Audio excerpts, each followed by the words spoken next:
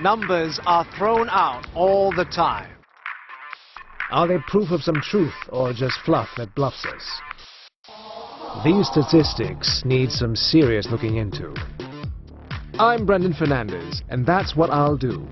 Because some numbers are just worth figuring out.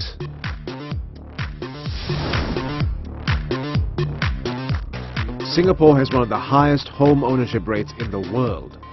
How did that happen? Appreciating prices of public housing have made today's elderly asset-rich. But will this asset be enough to keep you, the elderly of tomorrow, comfortable in your twilight years?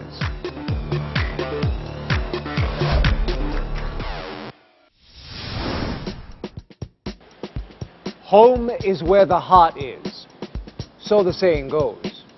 But in Singapore, it's more than that. In the minds of many Singaporeans, owning property has become synonymous with retirement planning. Today in Singapore, 9 out of 10 resident households own their homes. That's way ahead of other developed countries. Australia, 69%. The United States, 66%. The United Kingdom, 64%. And over in Asia, Japan, 61%. South Korea, 56%. And Hong Kong, 52%. One reason for this high home ownership, the emphasis on housing affordability for Singaporeans.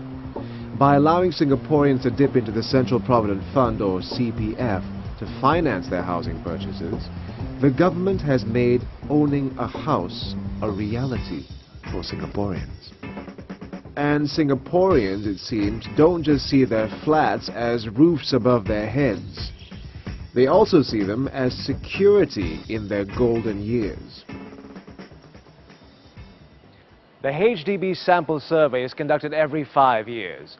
The last one was conducted in 2008. Now, according to that survey, the majority of those aged 55 and above considered their HDB flat to be their biggest financial asset.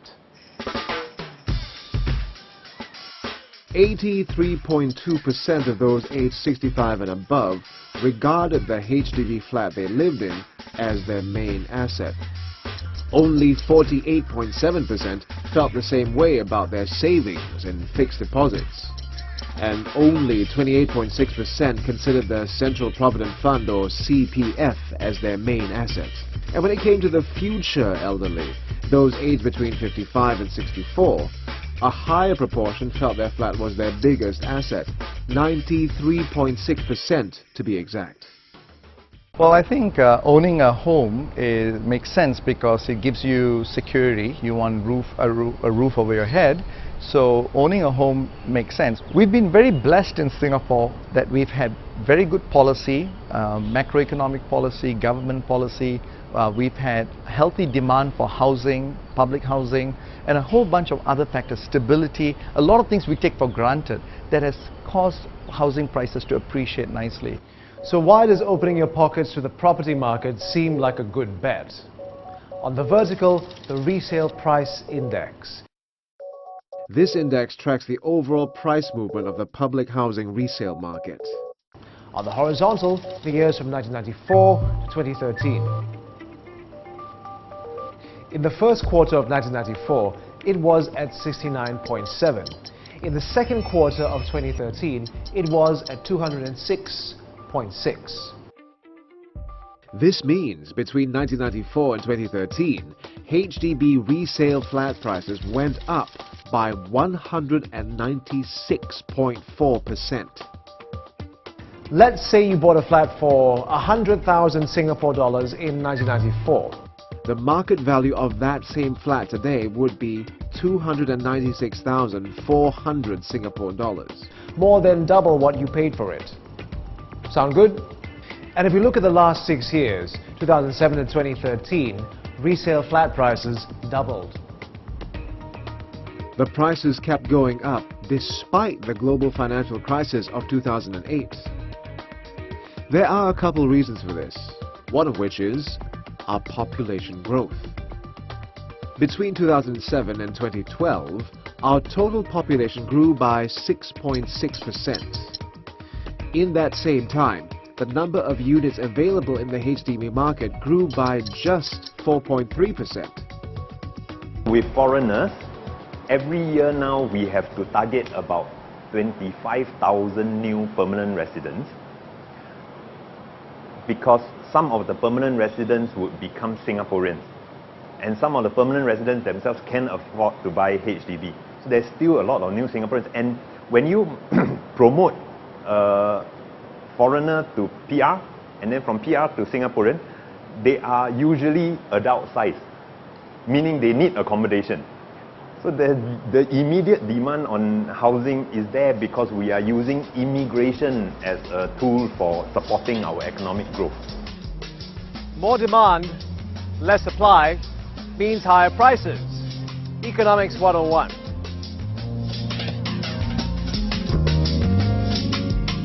Public housing prices also went up because Singapore has done rather well for itself. Now back to this. On the vertical, the gross domestic product or GDP of Singapore.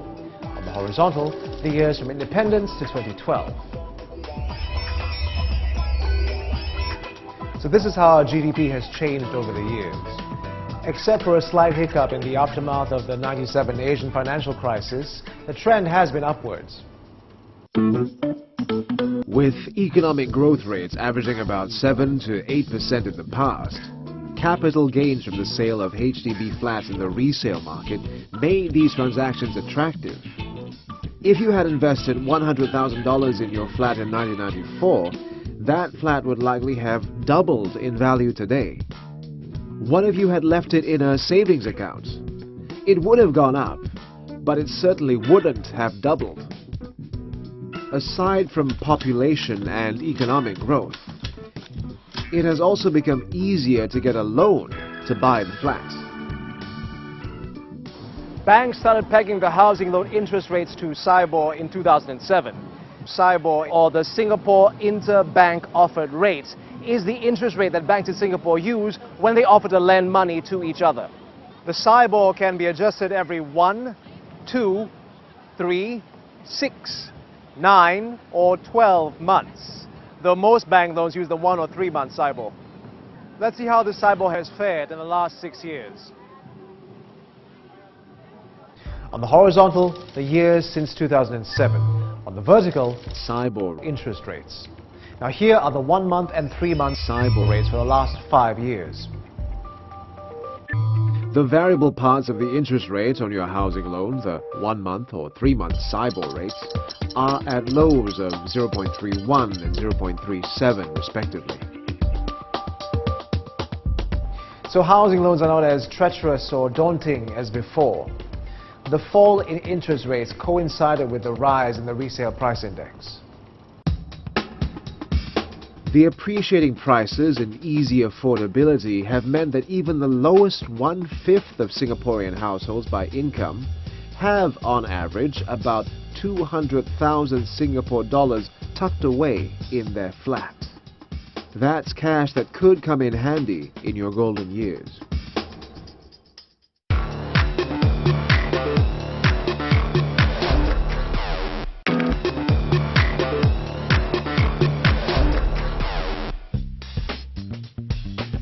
According to the 2008 Housing Development Board, or HDB Sample Household Survey, the HDB flat is the main asset for those aged 55 and above. There are 3 ways in which, if needed, you could turn your HDB flat into cash in your golden years. 1. Downsizing. Selling your flat and buying a smaller flat, either from HDB or in the resale market. If you put some of the proceeds into your CPF retirement account, you could get a cash bonus of up to $20,000. 2. Subletting, renting out the spare rooms or the entire flat. 3. Taking up the lease buyback scheme, or LBS. You sell the tail end of your lease back to HDB and retain a 30-year lease. So, how popular are these monetizing options? The short answer, not very. As of 2012, about 30% of the HDB flats in Singapore were owned by the elderly. That's roughly 254,000 flats. How many are sublet? Only 10% of elderly households that have a spare room or a whole flat to sublet took up that option. And that is the more popular method of monetization. Only 0.8% of elderly households chose to sell their flat and move. And the lease buyback scheme? Even fewer. About 471 households, or 0.2%. Many of them don't want to relocate from their current places, not so much because of finances. It's because of the neighborhood that they are accustomed to, it's the friends and relatives who are near to them. So some of these schemes, while financially attractive, helps you with the relocation, the cost of moving out. Most of our families actually have children and other relatives who can in fact support that retirement. Many of the elderly in Singapore choose not to monetize their HDB flat. Why do you think that is? There's a legacy dimension to it, that they would like to leave this or bequeath the home to their children and so on. So that might prevent them from monetizing. The HDB sample survey tells us that Singaporeans are less inclined to want to move from their current home. Only 7.4% of those 65 and above were willing to uproot themselves. So while it's interesting that 9 out of 10 of the elderly have no outstanding mortgage loan, few are willing to monetize their HDB flats. So how are these asset-rich, cash-poor elderly Singaporeans financing themselves? Today, about 80% of Singapore's elderly depend on financial support from their families. But what about the elderly of tomorrow? People like you and me.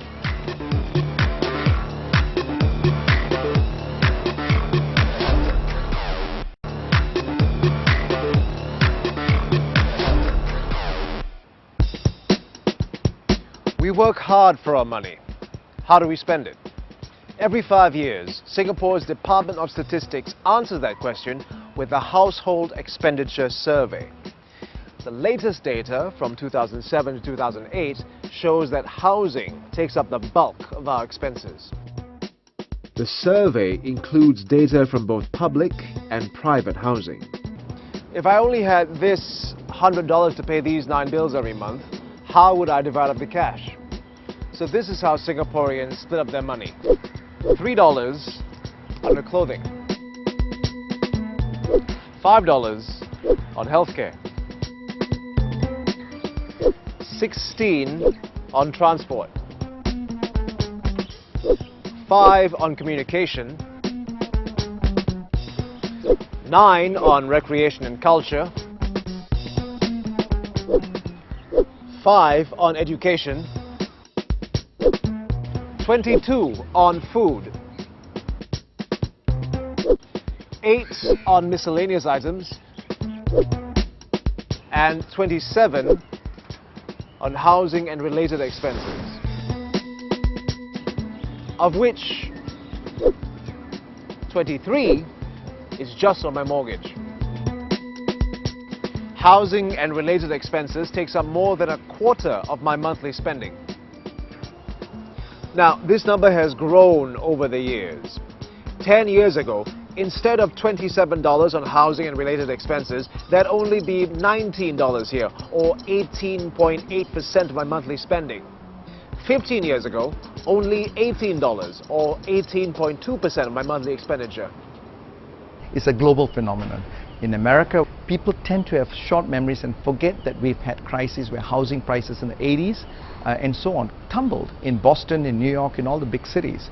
And then after the tumble, after a few years, people forget that and just continue to say it's an appreciating asset, and that was what caused them to over-leverage themselves. If you were to accept and if you liked the rationale, the idea that HDB is an asset more than a home, then you have got to have expectations that assets can also fall in value.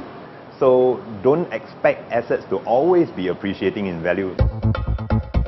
The price of public housing might not continue to skyrocket the way it has in the past few years. For one thing, the government is building flats ahead of demand. The planned supply for this year alone is 25,000. So while demand once overwhelmingly outstripped supply, that may no longer be the case. Demand will also look different in the future. On the vertical, the different age groups. On the horizontal, the number in each age group. This is the citizen profile in 2012. Now these people are most likely to buy a home, while these, age 65 and above, are possibly looking to sell. Fewer sellers, more buyers implies it's a seller's market. Will that always be the case?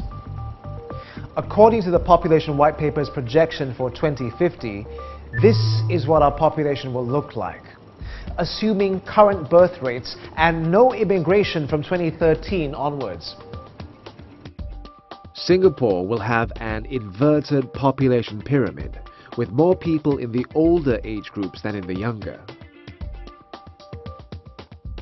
So in 2050 there will be fewer home buyers and more in the 65 and above age range looking to sell their HDB flats.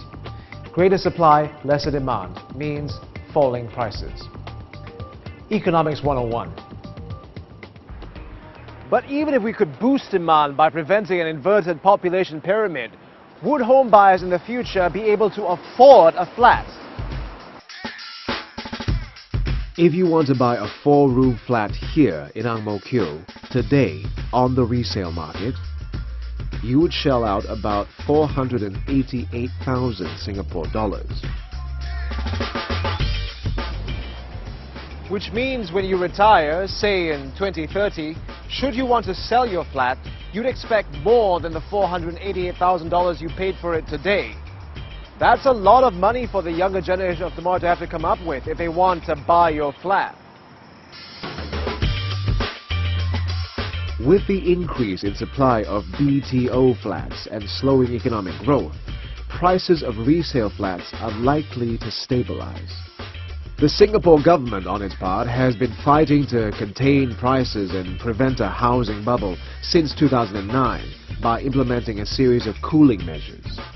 After the 7th round of cooling measures, the HDB resale prices grew by only 0.5% from April to June 2013, the slowest rate since the first quarter of 2009.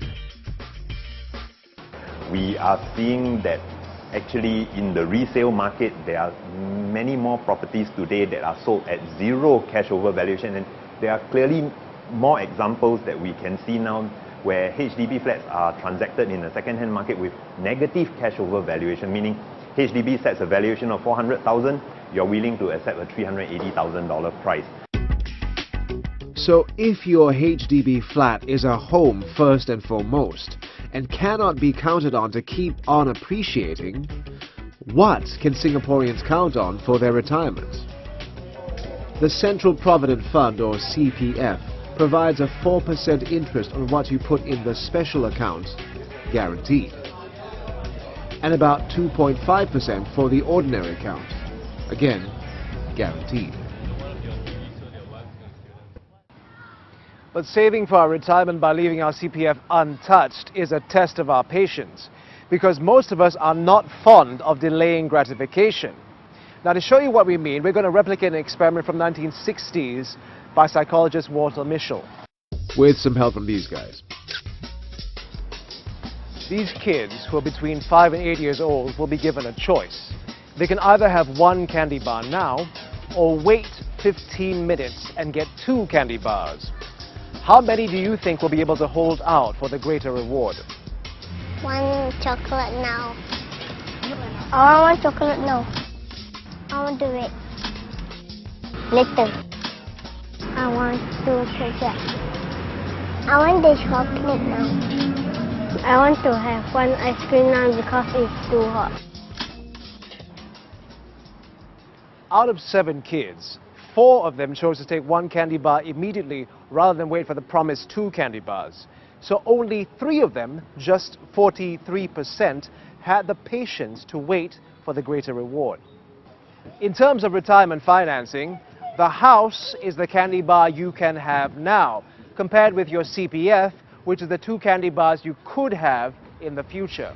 Is there any way that we can make CPF a more attractive prospect? If I have $10,000 today and I can buy a basket of goods, bread, eggs, milk, transportation, whatever it is, I would like to make sure that $10,000 which I've saved away today can buy that same bundle of goods, or maybe even a little bit more, 30 years from now when I retire. How can we make sure that our savings stay ahead of inflation?